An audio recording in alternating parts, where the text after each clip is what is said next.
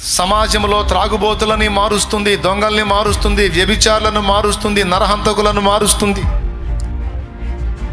రోగపీడితులైన వాళ్ళకి విముక్తి చూపిస్తుంది.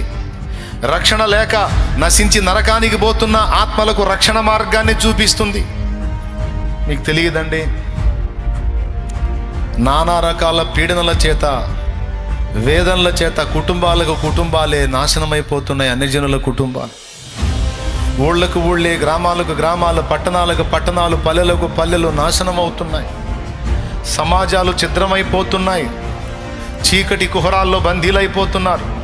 చిన్న చిన్న ప్రాయాల్లోనే యవనస్తులు, పసిపిల్లలు, వృద్ధులు, పెద్దలన్న భేదం లేకుండా అందరూ కూడా నాశనం వైపే పరిగెత్తుతున్నారు. దేవుడు తన బలమైన బాహువు చాపి సంఘమును అభిషేకించి, సంఘమును వాడుకొని ఆ ప్రజల్ని బయటికి తేవాలి, రక్షించాలి. దేవుడు సంఘాన్ని నియమించినందుకు సంఘం జరిగించాల్సిన పరిచర్య అది.